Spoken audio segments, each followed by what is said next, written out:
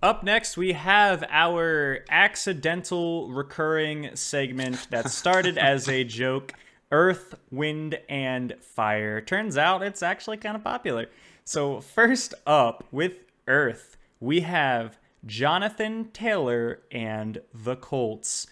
The Colts have had quite a few bad breaks this year. They had a very tough start of the season, not just in their games and with injuries, but also in their strength of schedule. They came into this week 1-4 with a lot of questions about what kind of team they were and if they were actually going to be good or not. I think the Ravens game was a big turnaround for them, and that's when they really started to show that they're not some kind of a joke team. They're just a team that's caught a couple bad breaks. They almost got the Ravens, and if we're being honest for a second, they should have gotten the Ravens. I think if Rodrigo, 100%. if Rodrigo Blankenship doesn't have that hip injury from I think the pregame warmups, they win that game. If Calais Campbell doesn't pull the most disgusting swim move of all time, they win that game. So Lamar Jackson doesn't have a historic Monday Night Football quarterback performance. Right. They win that game. So this team is not some kind of a joke, and they ended up blowing out the Texans. Now, we talk about this all the time. We know the Texans are bad, right? But we care about strength of victory, and this was a definitive blowout, especially on the ground. Jonathan Taylor wreaked havoc on this team. There's 2 weeks in a row now, by the way. Jonathan Taylor has just absolutely wreaked havoc. 158 total yards. He just bullied the Texans. That's the only way that I know how to explain it. It was bullying. It should be illegal. We should outlaw it. He should be sat down with the principal and we should have a talk with him. It was bullying. He had 10.4 yards per carry. What do we love on this podcast? We love double-digit yards per carry. That is the express route to winning the Earth Award. So congratulations to Jonathan Taylor winning the Earth Award. Next up, we've got Wind. And for Wind, we've got Dak Prescott and the Dallas Cowboys. Now, I'm a Ravens fan, but I despise the Cowboys with every fiber of my being. So giving Dak Prescott an award kind of hurts right now. And we can thank a friend of the podcast, Mert Karagaz, for that. Robbie knows what I'm talking about. No, you hate to see it, but Dak looks like a top 5 quarterback right now. He and that win too with the 35-yard dime to CeeDee Lamb in overtime. That's the way top 5 QBs win games. And just a side note of that, I was playing Zach in a fantasy football league this week. We were down to the wire. I was up by maybe 2 points at that point in time. I had Amari Cooper. He had CeeDee Lamb. The game was over after that. And then that last second overtime pass to CeeDee Lamb gave Zach the win. So good on Zach. But I've got 2 ankles, so I'm the one that's winning here right now. Yeah, the Dallas Cowboys are scary. Their team has so many weapons, especially on offense. Yeah. I don't know how you contain that offense unless people start getting injured on that offense. I don't know how you contain them. No, 100%. I mean, Dak had 400 plus yards. He threw for 3 touchdowns. I mean, that is the win performance of the week, and their receivers. With Michael Gallup coming back too from injury, this team is they're a contender for a reason. Yeah. So congratulations to Dak Prescott and the Cowboys on the Wind Award. For the Fire Award this week, this hits close to home, and I'm loving every bit of it. The Ravens defense for holding Justin Herbert and the Chargers offense to 6 points.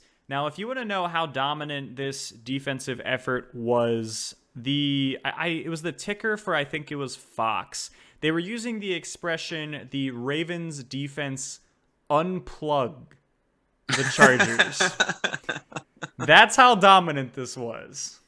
Their defense completely stepped up, and they eliminated the run game early on, and it never came back. Austin Eckler, who anyone who knows fantasy knows was tearing it up, 7 rushing yards on 6 carries. Joshua Kelly, 7 yards on 4 carries. Herbert, their leading rusher, had 12 yards. I don't know what to say. They were just dominated. And once we got a huge lead on them, the game script pretty much made them a one-dimensional offense, and the Ravens just teed off. They held the Chargers down twice on 4th downs. Just one of those dominant performances. And, after the Colts game, there were a lot of questions about the Ravens defense. I think a lot of those questions were answered. So, yeah, feel good about it. Congratulations to the Baltimore Ravens, and we'll talk about this game a little bit more later as well. But congratulations to the Baltimore Ravens on the Fire Award.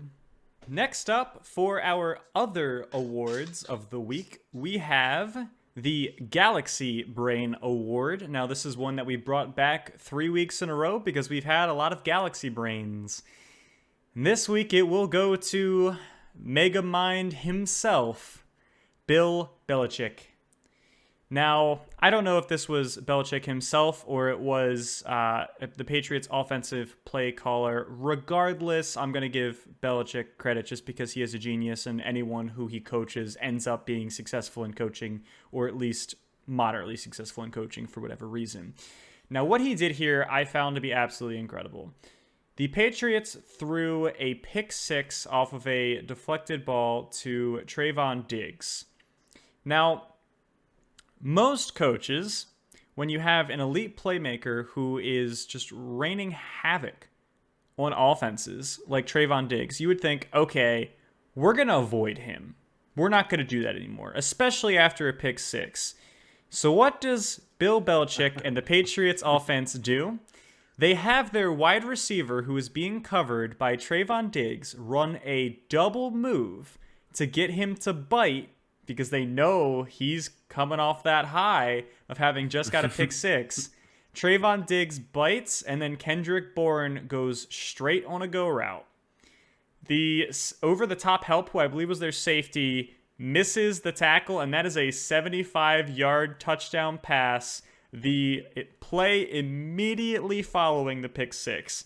I don't know many coaches who have the confidence and the intelligence to throw the ball directly at a cornerback who just got a pick six off of you. So congratulations, Bill Belichick. You are this week's Galaxy Brain. And moving on, we have the Barking Up the Wrong Tree Award, which goes this week to DK Metcalf for getting into Twitter beef with Shannon Sharp. Now, you all didn't see DK in the closing seconds of I believe it was the Steelers Seahawks game this week, right? Yeah. Yes. Decided to fight for yards with the clock expiring, despite needing a field goal to tie the game. Boneheaded play on top of that. Then fumbles the ball, forcing his teammate to have to run, pick it up so that they could try and spike the ball with 1 second left. So Shannon Sharp, being Shannon Sharp, calls him out for being a selfish player. DK Metcalf responds, calling Shannon Sharp a boy or something like that. And then it gets to a Twitter beef. And eventually DK Metcalf has to back down because his teammates tell him, hey, maybe, you, a third-year player in the league who, despite being an incredibly talented wide receiver, has his fair share of boneheaded plays, shouldn't be going at it with a Hall of Fame Super Bowl champion. So, yeah. DK Metcalf, you're not Skip Bayless. Saint First Take, you got to calm down. Up next, we have the Hard-Headed Award, and this is going to go to Julio Jones for making a miraculous catch of a ball that was deflected off of a defender's helmet. Now, this was on Monday Night Football against the Bills. Now, Julio Jones was winning that route. The defender pretty much gave up on trying to defend it and ran directly into Julio, drawing the pass interference. Now, the ball thrown from Tannehill ends up hitting the defender, who is basically hugging Julio Jones at this point, hits him on the back of the helmet. Now, normally where this goes is the ball hits the ground, you get the pass interference, you accept the penalty, and you move on with life.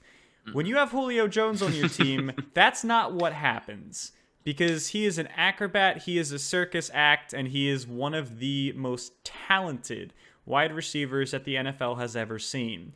He tracks the ball after it has been deflected off of the defender's helmet to the sideline and then makes a diving, toe-tapping catch to get an extra 5 yards so that they didn't have to accept the pass interference. This was so much overkill. It's one of those plays where you watch it and it's like, okay, we get it. You're hyper talented. You don't have to rub it in all of our faces. So congratulations, Julio Jones. You're still a circus performer. Enjoy the hard-headed award. Yeah, I don't know if you saw the close up on him after that, but the look on his face, it just, yeah. I know that only I can do that. The rest of you all, And then last here, we've got the Bend It Like Beckham Award, which is going to go to Jags kicker Matthew Wright. Now, Matthew Wright, unfamiliar player, rightly so. He was signed off the practice squad the day before the day before the Jags and the Miami game. So finally elevated to his first NFL game. So I think he made the first Jags field goal all season. I don't think they had a single field goal until this Miami game, which is kind of crazy considering it's week 6 of the NFL, but crazier things have happened. But Miami's up. Jags are trying to drive to finish the game. Trevor Lawrence trying to get his first win. Urban Meyer trying to get their first win. He kicks a 50-yard field goal, which does this weird – I see Greg Zuerlein do this all the time too. It just looks like it's hooking right. It's going out wide right. Announcer even goes, nope, and then the kick bends it like Beckham back in, and the Jags beat the Dolphins. Poor Miami. Oh, my goodness. But Mike Wright, icing the cake, gets the Bend It Like Beckham award this week. Good on him.